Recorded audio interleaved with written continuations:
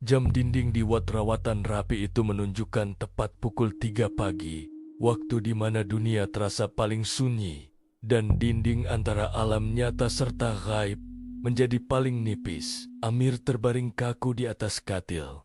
Tubuhnya disambungkan kepada pelbagai wayar yang berserabut, namun tiada satupun teknologi perubatan modern itu mampu menjelaskan kesan lebam ungu yang melingkari lehernya. Dokter pakar berkeras bahwa ini adalah kegagalan organ secara tiba-tiba, satu fenomena perubatan yang jarang berlaku. Tetapi Azman tahu kebenaran yang kubah disembunyikan oleh Sain. Osman berdiri di hujung kaki katil.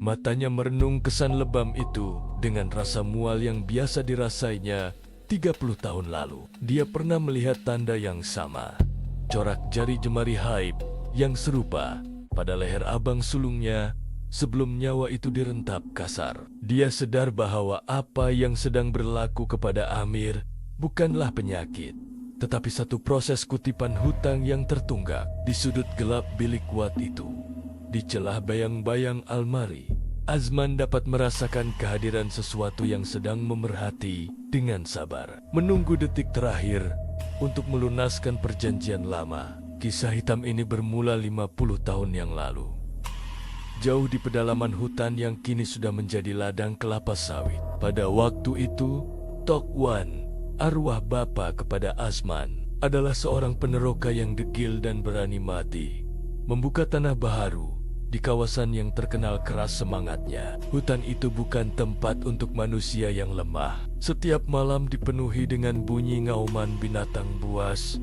dan gangguan yang tidak dapat dilihat dengan mata kasar. Demi melindungi tanah yang baru diteroka dan keselamatan istri yang sedang syarat mengandung, Tok Wan telah membuat keputusan yang bakal menghantui keturunannya selamanya. Dia mencari jalan pintas dengan mendapatkan pendamping, satu entiti penjaga yang kononnya akan menjadi perisai gaib bagi keluarganya. Ritual penerimaan saka itu dilakukan tanpa sebarang tumpahan darah. Pada mulanya hanya bersaksikan bulan penuh dan asap kemenyan yang berbau hapak. Tok Wan menyerahkan sepenuh kepercayaan melalui perjanjian lisan, mengikat janji bahwa pendamping itu akan dilayan seperti keluarga sendiri sebagai balasan untuk perlindungan mutlak. Namun Tok Wan terlupa bahwa setiap pertolongan daripada alam gaib pasti ada harganya. Bayaran pertama dituntut tidak lama kemudian apabila anak sulung Tok Wan, Abang kepada Azman, ditemui mati di tepi sungai dalam keadaan yang sangat meragukan. Tiada air ditemui dalam paru-paru Nia, walaupun mayatnya ditemui di dalam air dan lehernya mempunyai kesan lebam siliala dicekik oleh tangan yang kuat. Walaupun bukti keganasan entiti itu jelas di depan mata, Tok Wan hidup dalam penafian sehingga ke akhir hayatnya. Dia enggan membuang saka tersebut, mempercayai bahwa kematian anak sulungnya hanyalah kemalangan tragis di tempat yang licin. Keengganan Tok Wan untuk memutuskan perjanjian itu menyebabkan beban tersebut beralih arah. Sebaik sahaja dia meninggal dunia, Osman sebagai satu-satunya anak lelaki yang tinggal mewarisi penjaga tersebut tanpa kerelaannya. Dalam usaha untuk melarikan diri daripada takdir yang mengerikan itu, Osman berhijrah ke Kuala Lumpur, meninggalkan segala memori pahit di kampung halamannya. Dia Kuba memutuskan hubungan dengan membuang keris pusaka lama milik ayahnya ke dalam arus deras Sungai Gombak, menyangka bahwa membuang objek fisikal akan memutuskan ikatan spiritual tersebut. Azman silap besar kerana menyangka dia sudah bebas. Saka itu tidak terikat pada besi berkarat atau sarung kayu. Sebaliknya, ia mengalir dalam darah keturunan mereka.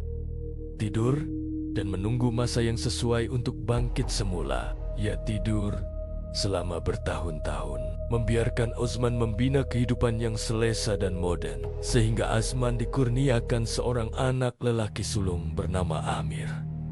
Kelahiran Amir adalah kunci yang membangunkan entiti itu daripada hibernasinya. Tanda-tanda awal gangguan bermula dengan perlahan tetapi konsisten. Sejak kecil, Amir sering dilihat bercakap seorang diri di sudut bilik, ketawa mengekek siluala sedang bergurau dengan seseorang yang melucukan.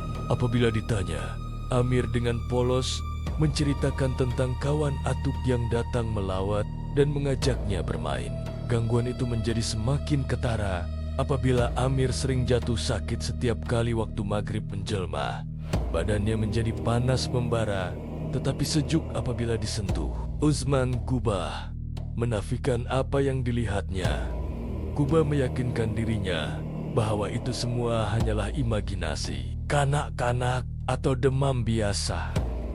Namun jauh di sudut hati dia tahu benda itu sudah kembali untuk menuntut janji yang dimeterai oleh Tok Wan setengah abad yang lalu. Masa berlalu tanpa belas kasihan, dan Amir kini melangkah ke alam dewasa.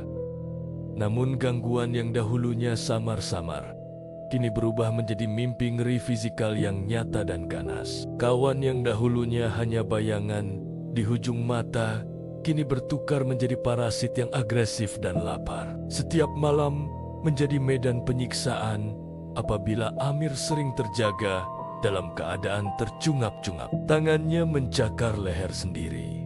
Siauluala Cuba melepaskan cengkaman kuku tajam, halimunan yang mahu meremukan halkumnya. Osman melihat kesan jari lebam yang semakin gelap dan ungu pada tubuh anaknya setiap pagi. Bermula dari lengan hingga ke leher, tanda bahwa entiti itu semakin tidak sabar untuk menuntut haknya sepenuhnya.